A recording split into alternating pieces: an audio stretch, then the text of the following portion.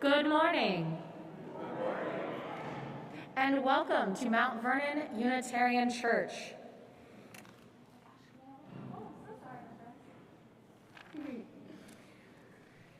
Whether this is your first time with us or your 1,001st time, know that you are welcome here and that we are glad to have you. We are continuing to navigate how to best offer services in this time, and we are glad we can provide this forum, both in person and virtual, to find comfort and recommit ourselves to the mission of supporting one another in our spiritual journeys, working for justice, caring for the earth, and building the common good. We gather to recommit ourselves to dismantling systems of oppression and injustice. It is good to be together. Lastly, please continue to look to your emails, phones, and the website for continued updates about worship and other church happenings. And know that if you are ever in need, your church staff is an email or phone call away.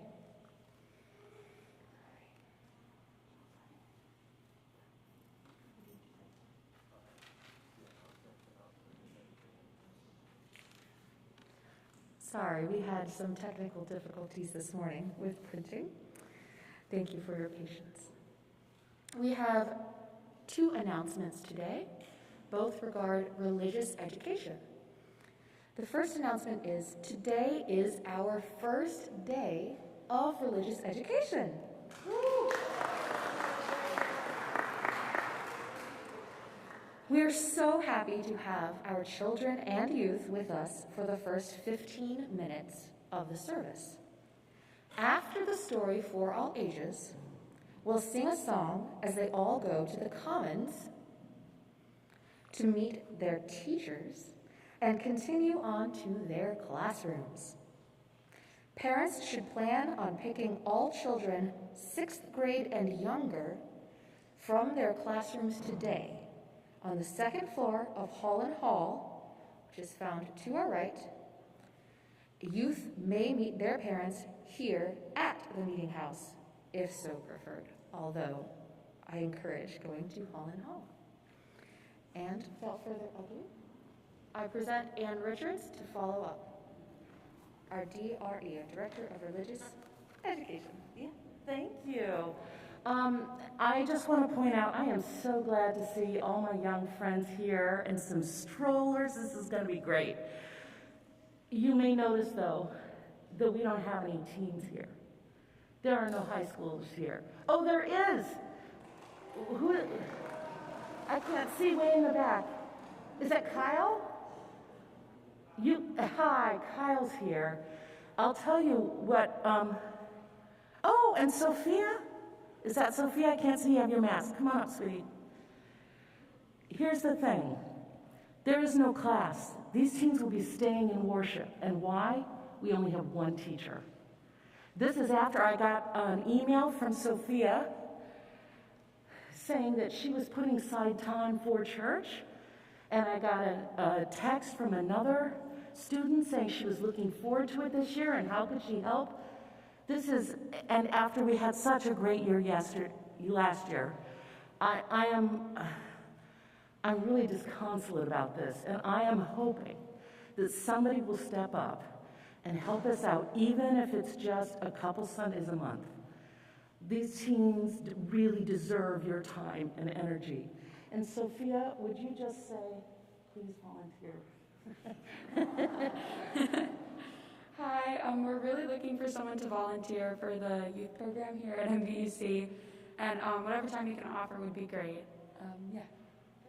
Thank you.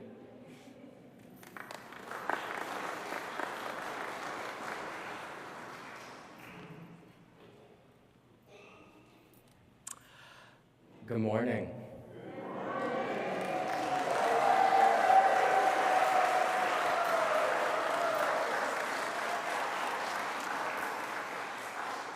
I'd like to invite you all to enter into a space of reflection, meditation, and prayer as we light our chalice.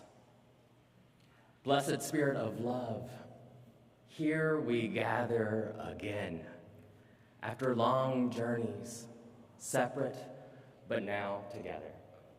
May we come to this moment with open hearts, open minds, ready and prepared to be transformed. For this is our task, this is our hope, and this is our joy. May we enter into worship.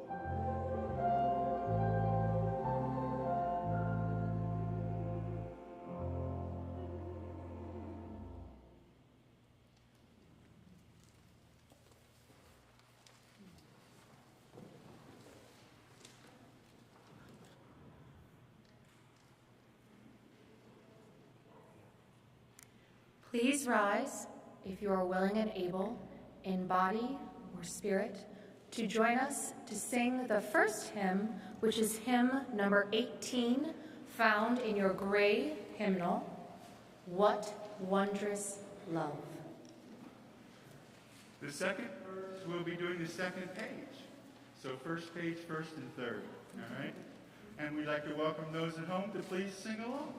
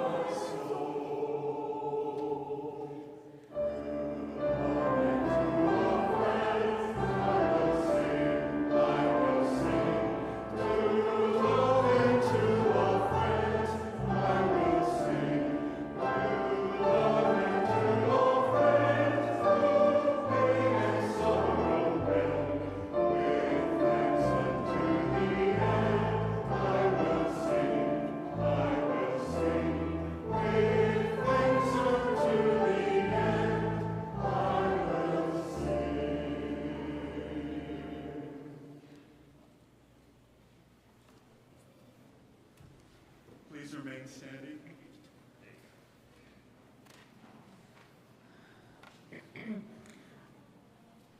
Please remain standing for our covenant. Love is the teaching of this church. The quest of truth is its daily task, and service is its prayer. To dwell together in peace, to seek knowledge in freedom, to serve life in community, to the end that all souls shall grow in harmony. This is our covenant with each and with all. Thank you. You may be seated.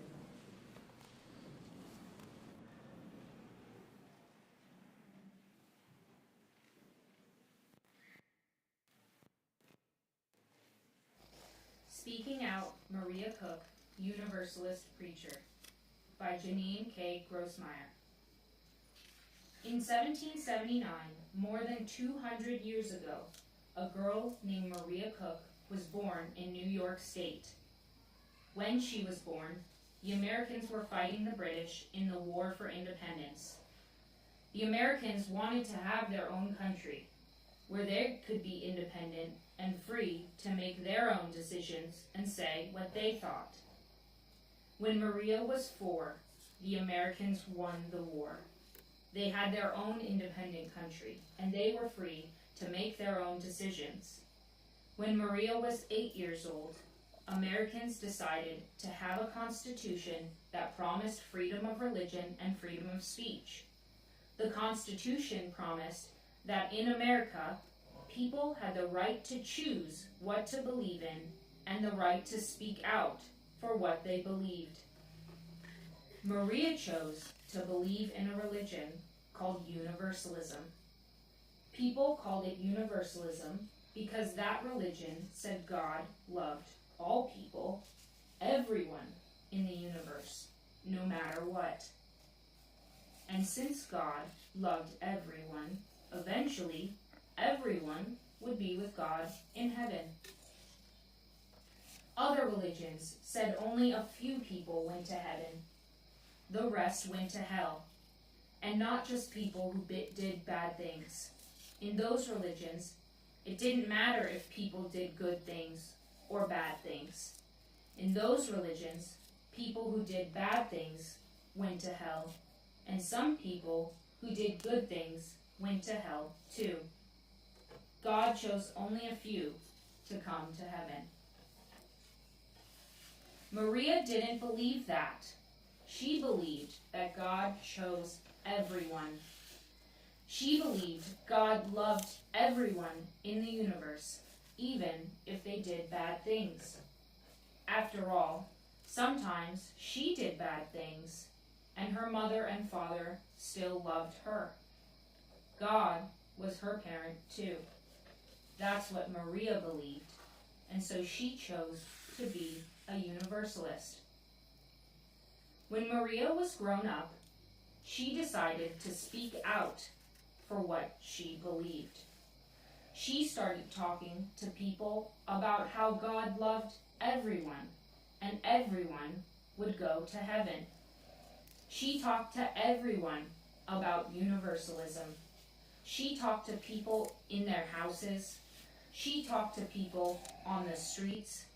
She talked to people in the stores. And then she started talking to people in church. Not just after church or before church, but during church. She actually went up to the pulpit where preachers go and started talking about universalism. Then people started talking about her. Because back then, even though the Constitution promised all people would have freedom of speech, it didn't really work that way. Women weren't supposed to talk in public. Women weren't allowed to vote, which is a very important way of speaking out for what you believe in. Women were not allowed to give speeches and run for office, so no one could vote for them either. And they certainly weren't supposed to be preachers. Some people thought it said so in the Bible. But Maria preached anyway. She spoke out for what she believed in. She traveled from town to town preaching about universalism. Lots of people came to listen, even though she was a woman. She spoke so well that many people started believing in universalism too. In 1811, a Universalist church gave Maria Cook a letter of fellowship, and today we remember her as the first woman to be a Universalist preacher. Not everyone liked having a woman preaching in their town. They didn't want to hear her there. In 1813, she was arrested. The police said it was because she was a vagrant and didn't have a house to live in, even though she did, because she was staying with friends at their house. When the police came, Maria didn't argue. She didn't resist. But she didn't help either. Maria refused to walk. The police had to pick her up and carry her to a wagon. They drove the wagon to Cooperstown. Then they had to carry her out of the wagon to go see the judge. Maria knew she hadn't done anything wrong. In the courtroom, she spoke out and told the judge that. She told him she didn't recognize his authority. She did not think he had a right to be the judge of her. She refused to answer his questions. For that, the judge sentenced her to jail. Maria wouldn't walk there either. The police had to pick her up and carry her to jail. And once she was there, guess what she started to do? She talked to the people in jail. She talked to the police. She talked to the prisoners. She talked to everyone she met about universalism. She just kept right on preaching. After a few weeks, the judge let her go. Maria continued traveling to different towns and preaching about universalism. All her life, Maria Cook spoke out for what she believed in and did what she thought was right. She didn't yell. She didn't push or hit. She spoke out. The universalist religion Maria Cook talked about is part of our own heritage and part of our religion's name, Unitarian Universalist. Like Maria Cook, we believe every person should stand up and speak out for what they think is right and true. We believe everyone should have a say about matters that concern them, and no one should be put in jail for speaking out.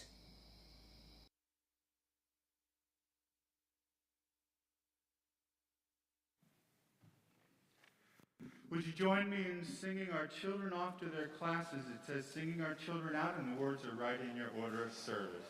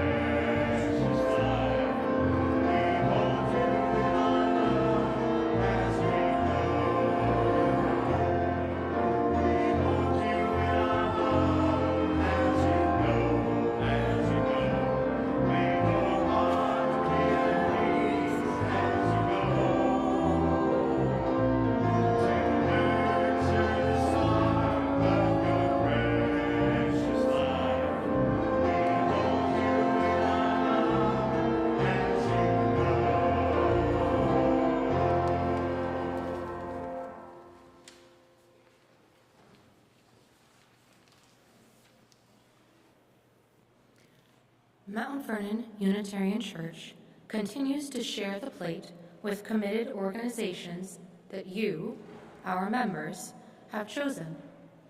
During the month of September, our offering is being shared with the Minister's Discretionary Fund. This fund serves to help those in our community who are most in need and those around as well. Our current minister, Reverend Schmidt, chooses to allocate those funds at his discretion. Also at this time, you may come forward and light a candle of joy or sorrow. I invite you to offer whatever you are most comfortable with.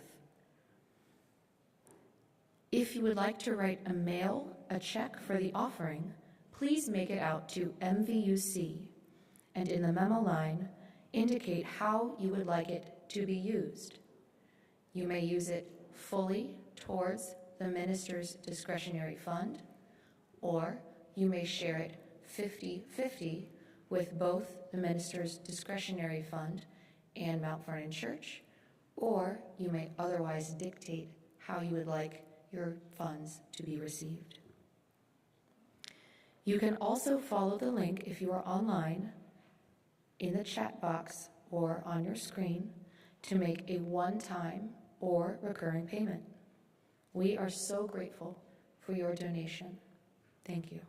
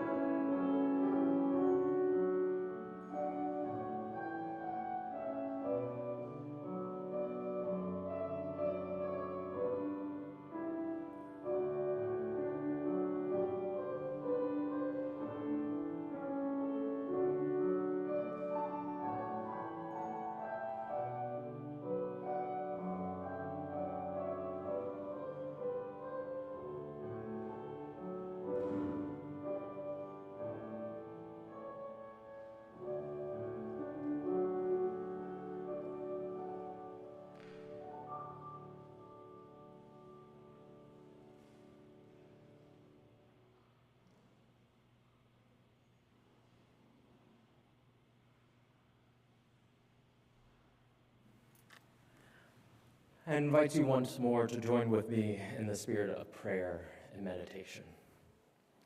If you're so comfortable and inclined to empty your hands of any order of services or hymnals, if you want to put your feet on the ground, that's okay too, no pressure.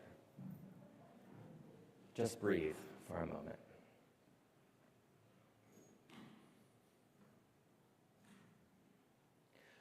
Blessed love, God eternal, care, hope, and joy. Here we gather in stillness and silence to reflect upon all of the things that have occurred this past week, to reflect upon all of those things that didn't occur this week. Hold us in this moment so that we might hold one another, to be fortified in spirit, to be reminded that we are worthy of love, even when we mess up, even when we forget about it, even when our partner hits that button once more. Remind us that we are worthy of love, and that worthiness propels us to share that love with the world over and over and over and over and over and over again. Spirit of love, in this moment, we honor and acknowledge all of those things spoken aloud and held tenderly within our hearts. Ashe, so be it, and amen.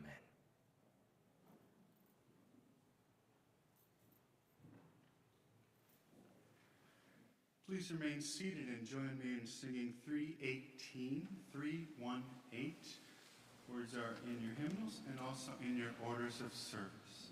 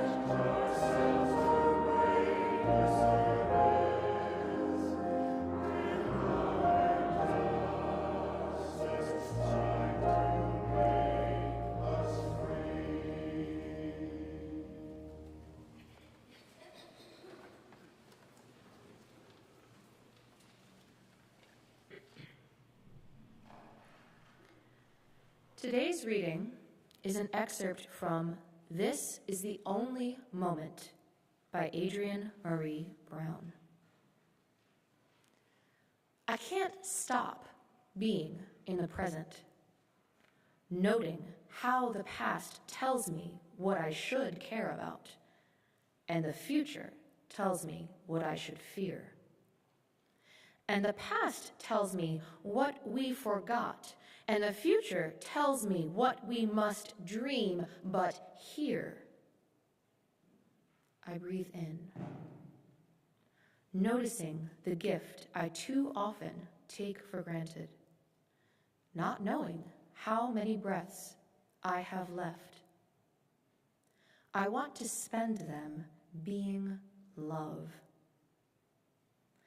I have done so much, so many tasks, but what has mattered most has been the listening to the thirsting dirt, to the spiraling wind in the wake of murmuration, to the drumbeat of ant feet moving, the sacred erotic of pollination, the orgasmic opening of mushrooms, pulling the yes for miles underground, the innocent violence of predators feeding their children, the way the wild wastes nothing, the way the cedar gives me permission to pray.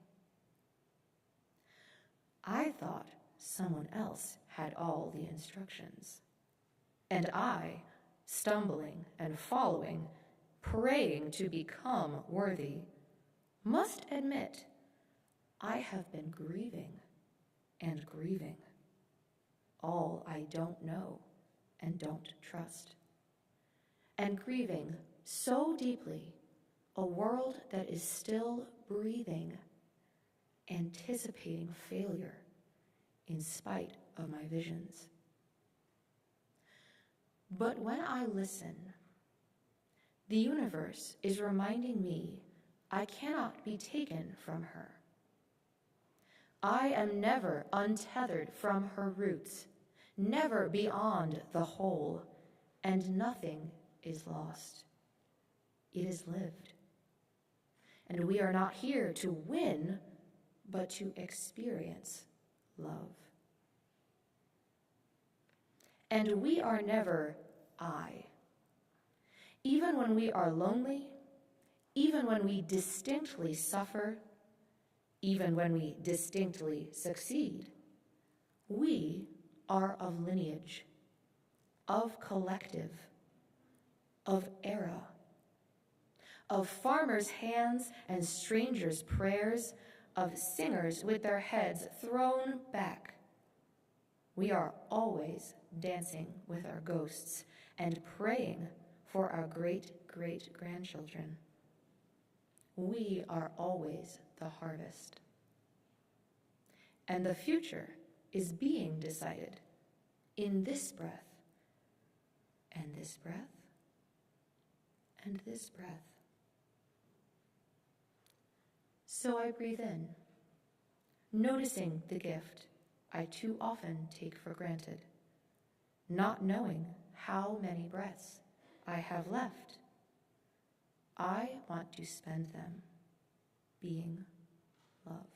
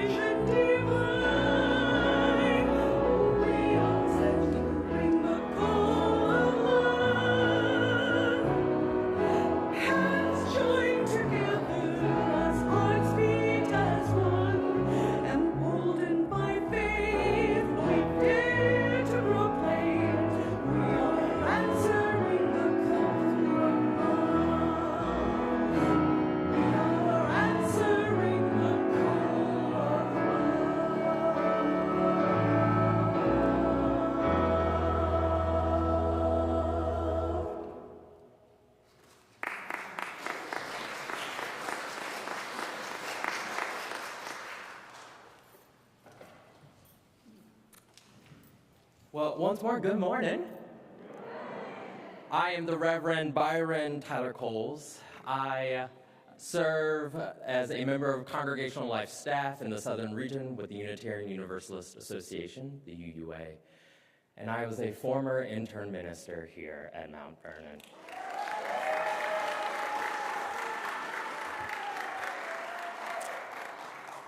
I want to express my deep thanks and appreciation for Reverend Schmidt, for the staff, for Sally, for Becky, for all of the volunteers and leaders, the tech crew still holding it down these many years later.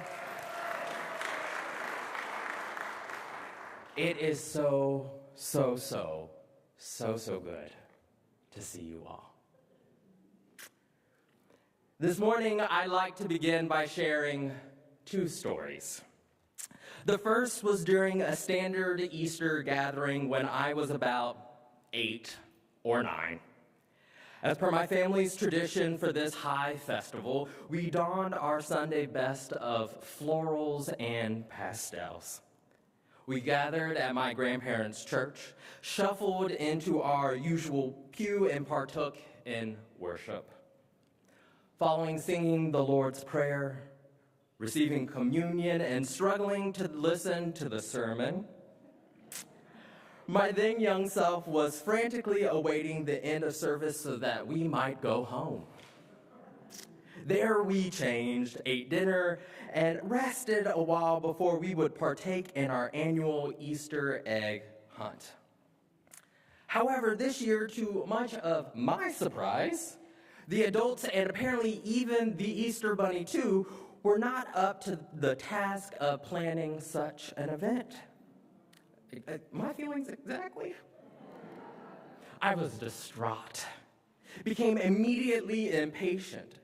So in true Tyler fashion, I collected the few random eggs that had been used as decorations around my grandparents' home and promptly went to the basement and hid them myself.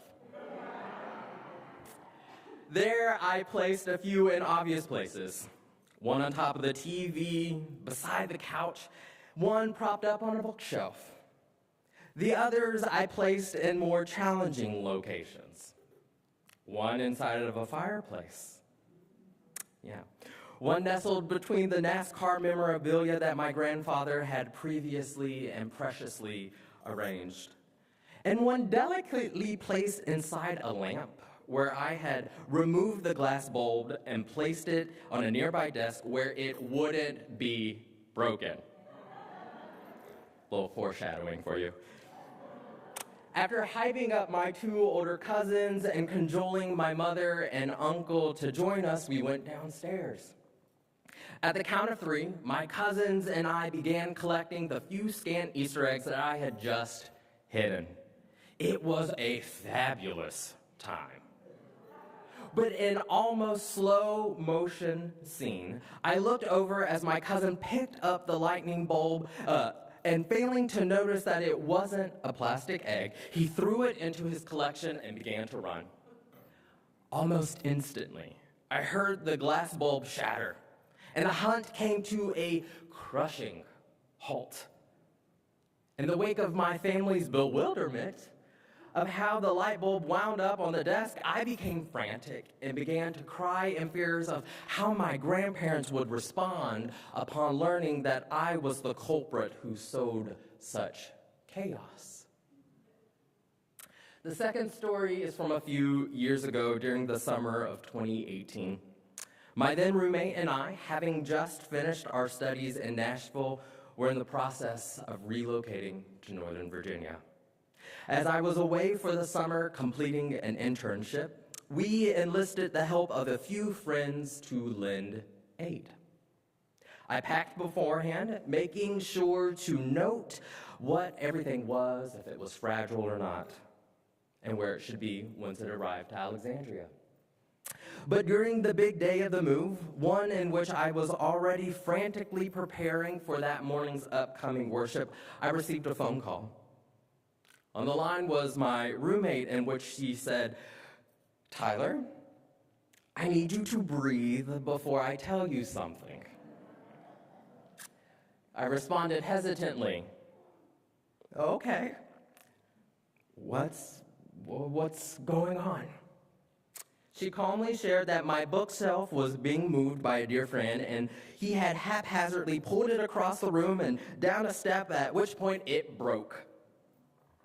Upon sharing, I could hear my friend shout in the background, "It's not my fault! It's not my fault! You shouldn't have bought such a cheap bookshelf!" In that moment of frustration, coupled with the tension of an already hurried morning, I became incensed. As our anthem this morning reminds us, the gifts of the Spirit are faith, hope, and love. Through these three things, all souls are blessed and made whole. And while I deeply know this to be true today and are made even more aware of such truth on a day-to-day basis, in the stories I just told, I forgot such wisdom. Oh, how life has a way of causing us to remember and to forget. At the core of our tradition is that of universal salvation. While beautiful, it is a tricky notion to wrestle with in our 21st century context. Even hearing the word salvation might stir memories that we would rather forget. But beyond the typical definitions and understandings of salvation as to denote one being saved or brought into safety from the snares of original sin, I was recently reminded, when we take a deeper, more nuanced look at the makeup of the word from an etymological perspective, a fancy seminary word for you, its root is soul, S-O-L, meaning to be whole, to be complete, to be intact. Not perfect, not just right or respectable or shiny or anything else. Simply whole. Intact. In this understanding, I can imagine that our Universalist ancestors found such truth invigorating, as it might have given way to a deep sense of wholeness in which they felt propelled in spiritual conviction. Love for them, after all, was an all-encompassing, transformative force which they both welcomed and felt accountable to as the central organizing factor of their communities. This was heretical. This was radical. This was even dangerous at the time. Yet this was indeed good news in a hard world then, as it is in a hard world today. But oh, how life has a way of causing us to remember and to forget. And dear ones, in this time of heartache and chaos, of exhaustion and frustration, of confusion, of calamity, of political puns and ridiculousness, I fear that we more often forget than we remember. And I fear that in the forgetting, we run the risk of losing ourselves and the greatest motivating factor that calls us together and binds us as a people of faith. That which is unyielding love. A universal salvation that reminds us that we are never beyond the embrace of mercy and grace. I lift this up with care and respect this morning as we navigate the ever-long journey that is the COVID endemic, which has brought about the destabilization of so many systems, the church with a capital C included.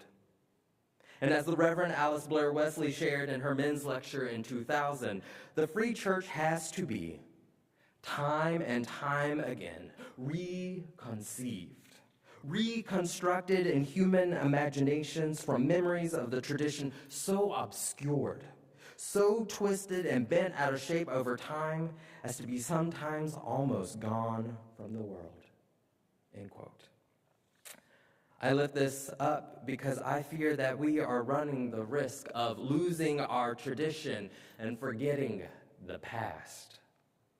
Not solely due to outside forces of an overculture which is hell-bent on pushing death-dealing narratives of individualism, greed, and total disregard for all of creation, but due to our own practices which gave way to forgetting the past and the goodness that our ancestors lifted up as they became foundation for what and who we are today as a people of faith. In our striving to unshackle ourselves from tendencies such as being right and donning a facade of respectability rooted in the Puritan ethic, while we are absolutely right to get rid of those things, we sometimes have created a theological void that too often is only filled by tendencies of our greater world that are just as useless and ultimately just as harmful. Tendencies that direct us towards being emotionally insular, feeling overall powerless, spiritually vapid, and chronically chaotic. Someone laughed at that. They felt that one, huh? Chronically chaotic. And in all of these things, we are pulled away. More and more each day, further from being spiritual communities, heaven bent on emboldening, fortifying, and reminding us of the love which has shaped us into being whole people. And in this collective forgetting of our past as a community of faith, we individually forget our own power, our own worth, our own wholeness, our own holiness. In Dr. Monica Coleman's text, Making a Way Out of No Way, a Womanist Theology, she posits that salvation is about surviving, finding meaning and quality of life.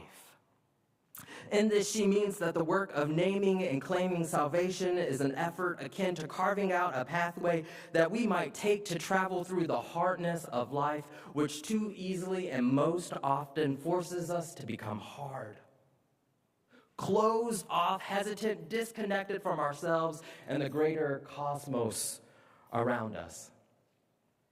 This is a day-to-day endeavor that we must take upon ourselves, and hopefully in the presence of good other souls around us, as to remember who we are and to whom we belong. Karen Becker Fletcher, a fellow womanist theologian, shared that the wisdom and knowledge required to make decisions that promote survival, healing, and liberation are dependent on the power of memory. The creative power to make meaning out of the past is necessary to give a sense of direction for present and future generations. End quote.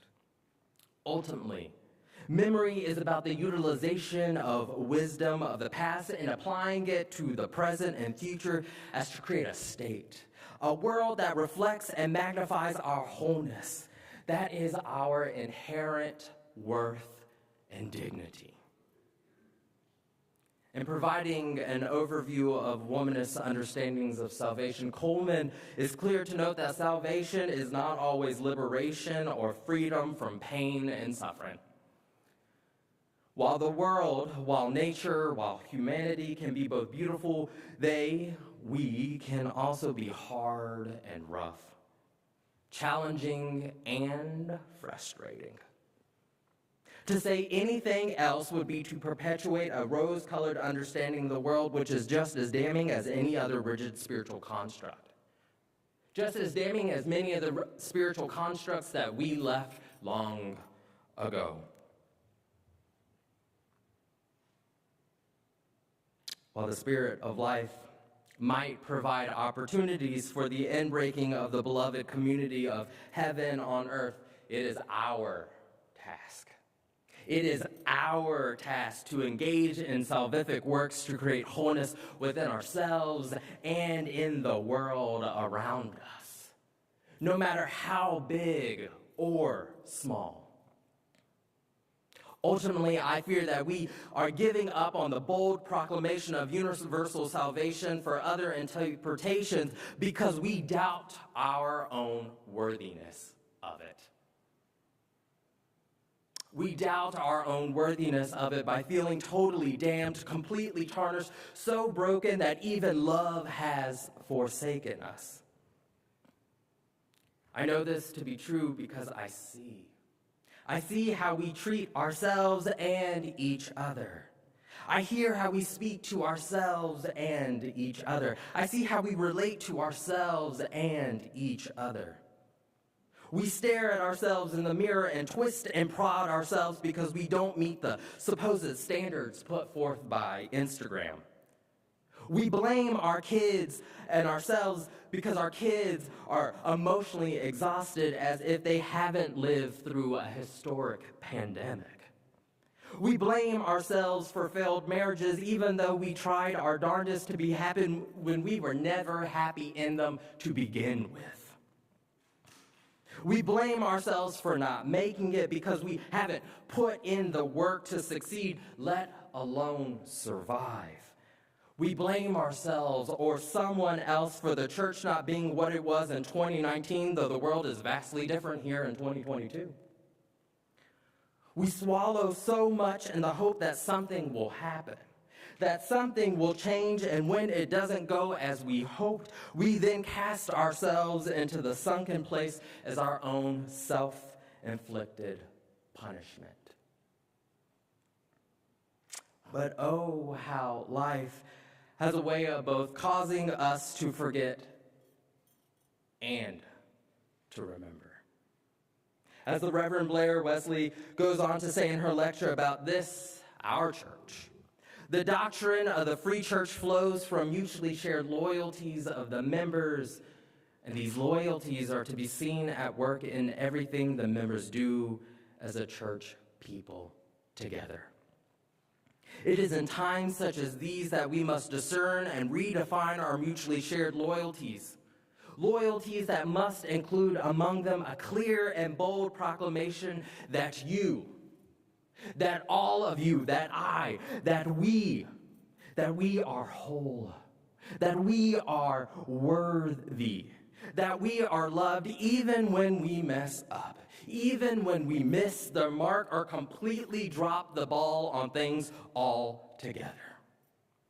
And it is in this proclamation that we are called upon and must answer, practicing with one another our capacity for love and change and accountability.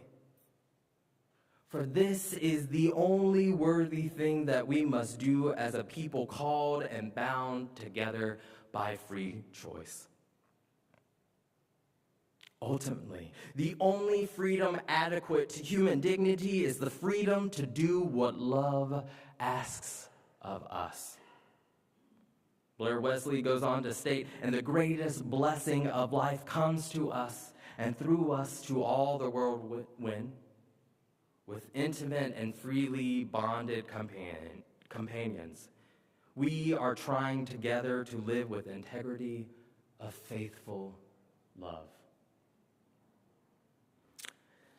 Dear ones, if you have ever found yourself in a moment of doubt, if you find yourself in a moment of doubt now and are weary from the weight of it all, let me remind you right here, right now, that you are worthy of wholeness. You are worthy of care. And as Becker Fletcher states, the wisdom and knowledge required to make decisions that promote survival, healing, and liberation are dependent on the power of memory. So let us remember then our worth. Let us remember then our mission to care for ourselves and one another. Let us remember the conviction of our spiritual ancestors as they proclaimed a love so bold that even the gates of heaven quaked. Let us remember that salvation, of creating spaces and places of care and worth, of magic, is a day-to-day task. And while we might surely have doubtful moments, we might be in a doubtful moment now. Let us rest assured that there is a love so bold that we are claimed and named fully and completely by it as worthy. For this is our task. Ashe, so be it, and amen.